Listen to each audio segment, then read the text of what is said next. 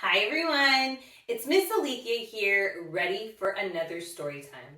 Today, we are going to read the storybook called Giraffes Can't Dance. But first, we need to put our reading glasses on. And don't forget to use your listening ears. On your mark, get set, read! Today's storybook is called Giraffes Can't Dance by Giles, Andreae, and illustrations by Parker-Rees. Gerald was a tall giraffe whose neck was long and slim, but his knees were awfully crooked and his legs were rather thin. He was very good at standing still and munching shoots off trees. But when he tried to run around, he buckled at the knees. Now, every year in Africa, they hold the jungle dance, where every single animal turns up to skip and prance. And this year, when the day arrived, poor Gerald felt so sad. Because when it came to dancing, he was really very bad.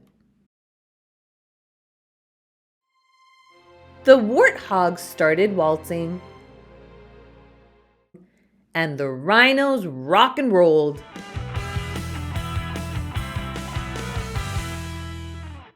The lions danced a tango that was elegant and bold. The chimps all did a cha-cha with a very Latin feel.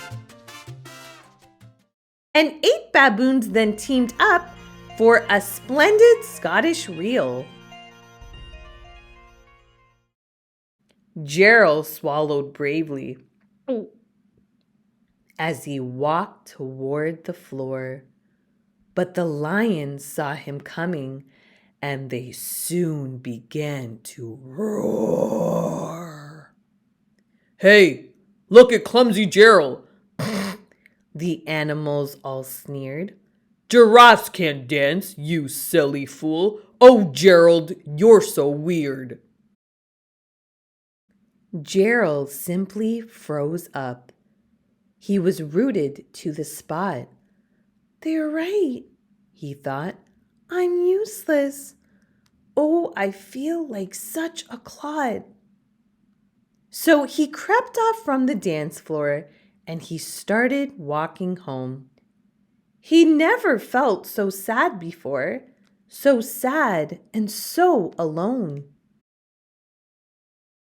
Then he found a little clearing and he looked up at the sky. "The moon can be so beautiful," he whispered with a sigh. "Excuse me," coughed a cricket who'd seen Gerald earlier on. "But sometimes when you're different, you just need a different song. Listen to the swaying grass and listen to the trees. To me, the sweetest music is those branches in the breeze. So imagine that the lovely moon is playing just for you. Everything makes music if you really wanted to." With that, the cricket smiled and picked up his violin. Then Gerald felt his body do the most amazing thing. His hooves had started shuffling, making circles on the ground. His neck was gently swaying, and his tail was swishing round.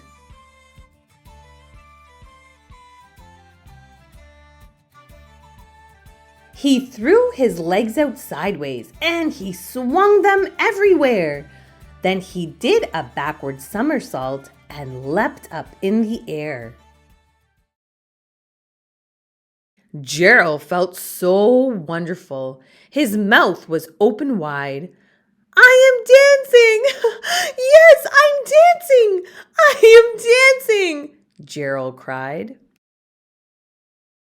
Then, one by one, each animal who'd been there at the dance arrived while Gerald boogied on and watched him, quite entranced.